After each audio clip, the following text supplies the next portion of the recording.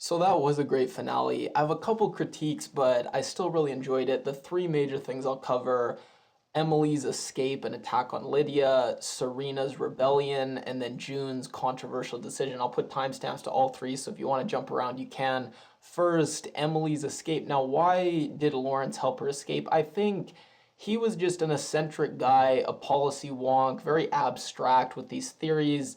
And then when he saw the actual practice and the horror that he had created, I think he did feel somewhat bad. And he was just kind of a weird, quirky guy, did a lot of evil, and this was kind of him trying to atone for that. Now, when Emily stabbed Lydia, it was interesting that she was the first character we've really seen be evil and then get their comeuppance. And I'm curious how other people felt, whether it was just pure enjoyment seeing her get attacked or if you had mixed feelings. Because first, I thought she was just a sadistic, evil character that really liked inflicting pain on others. Then, around the start of season two, end of season one, I thought she went through a bit of a redemption arc. I thought that she actually did care about the handmaidens and was just trying to help them get disciplined so they wouldn't screw up and get really brutally killed.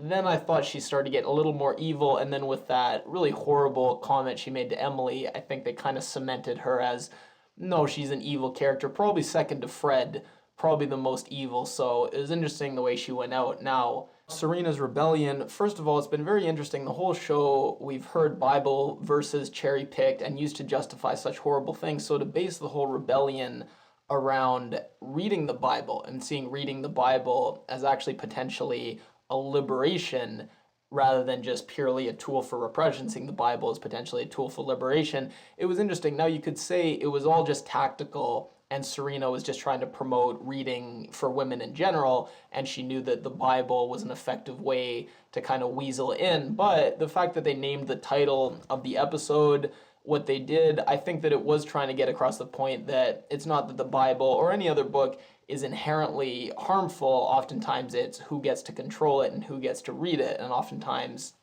spreading and making it more equitable who has access to the information and the books that are important can help stave off having just a few people have all the power. And then Serena losing the finger. First of all, I thought it struck a really good tone. The swimming pool scene last episode, I thought that scene had gone a little too sensationalistic, a little too much of a spectacle and making the horror cinematic and aesthetic. I thought this was done so matter-of-factly. We didn't see her lose the finger, and just seeing the reveal and the finger lost, it was so horrifying and so brutal, but they didn't try to gloss it up at all. So I thought it was a really good tone for the show to strike. I thought that it was interesting, would Fred have let June lose her finger? Because you could debate whether Fred ever loved Serena, but I think it's clear at this point he doesn't. And couldn't say he loves June, but I think in some sense he has feelings for June that he doesn't have for Serena. So I thought that was an interesting question. Now, going back to Eden, I think that making her this kind of martyr and this kind of catalyst for change, I don't know how I feel about it, because if you say, look, Serena was just a bad person and she was selfish, so as soon as she realized, well, if Eden it can get attacked, I'm not safe, my daughter's not safe, so it's purely selfish, that would be one thing. But it seemed to go further and say that with Gilead's attack on Eden, it was a bridge too far. They've done a lot of bad stuff, a lot of horrible things, but with what they did to Eden, that was just too far, beyond the pale. And that's not really true. What they did to Eden, it's not worse than what they've done to countless other people, or what they did to Emily. Just because Eden was obedient and pious, that doesn't make what happened to her worse than what happened to people who were rebels, because we want people to rebel and to fight the system. We don't want people to just be obedient to the system. So it's weird how our natural reactions, we're going to have a much stronger reaction when it happens to someone like Eden, but we really shouldn't. And I'll admit, the direction they took Eden surprised me when they first introduced her. I always kind of liked her and thought she was a bit sweet and tragic, but I definitely thought they were setting her up to be a villain, and she was going to rat on Nick and turn in June and actually be almost the ultimate villain on the show. You still felt bad for her, but she ended up causing so much misery just with her misplaced piety. So it's interesting the direction they took her. Now, Serena's rebellion and Fred's response to it, I thought it gave us really good insight into Fred and why, out of all the characters, he's just pure black at this point, and we get some shots of his face just shrouded in darkness. He looks completely like this satanic devilish figure. And what I thought was interesting was, and I'll get to June's decision to leave at the end, the only other character who we got a lot of shots of their face, and the final shot just shrouded in darkness was June. And it reminded you of the shots we get of Fred, where his face is just completely dark and his soul is just black. So interesting. I'm not saying that means that June is going to turn into Fred, but does that mean that potentially she's going to have a kind of thirst for revenge that leads her down a darker path in season 3? We might see. But anyways, Fred, how did we get to this point with Fred where he's just completely irredeemable, horrible? I think Fred is smart enough where, one, he's attracted to intelligence, independent women, but he's not smart enough to have relationships with them that are in any ways equal or mutual. Because he's not that smart himself, he's always going to feel a bit insecure.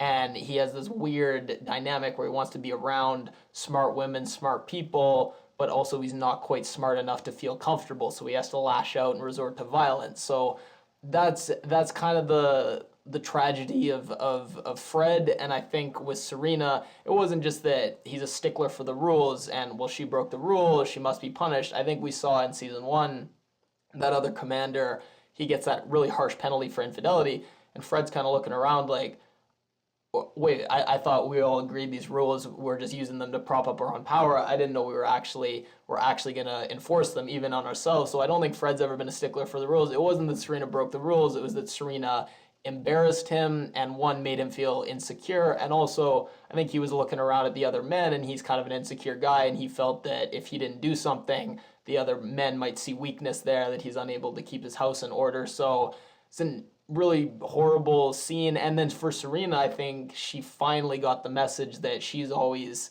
promoted these harmful policies towards lots of different people, but she's always felt that for some reason the rules wouldn't apply to her, and all these rules that she was enforcing for all these other people, well, because she was so smart or she was cozied up to power, they would never come back on her.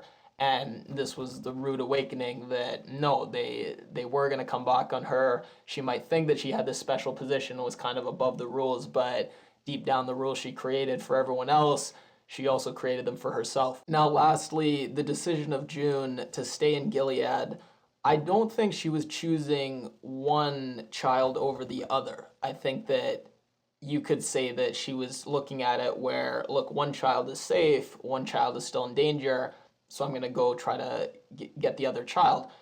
But then she did the thing where she's like called the child Nicole. And I just didn't understand this at all, because it was, I mentioned it in my last video, it was such a nice moment when she chose to name her daughter after her mom.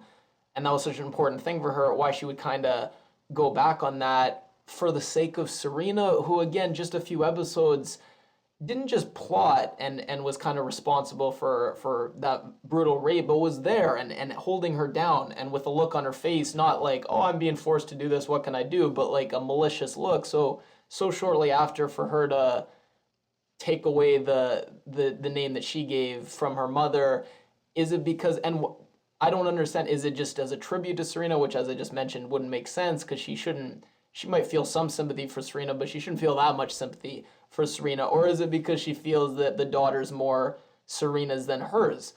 But why? She gave birth to her, it's Nick's the father.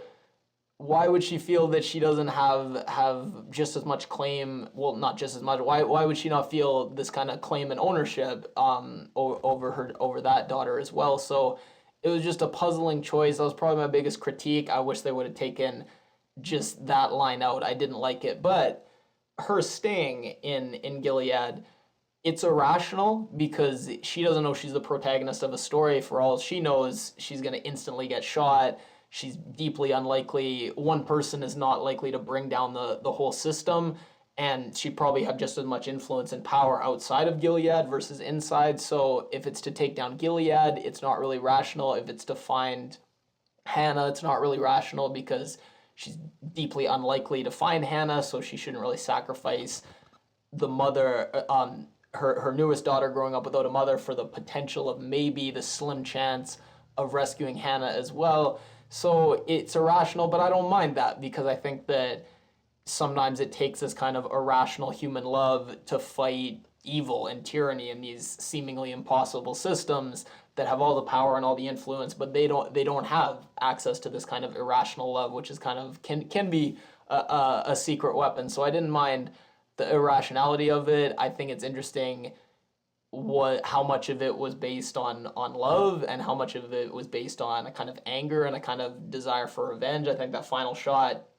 kind of hinted that maybe there's both, and season 3 might be June kind of navigating between these two paths. But despite those little quibbles, I still think it was a really good finale. I had mixed feelings about the season compared to season 1.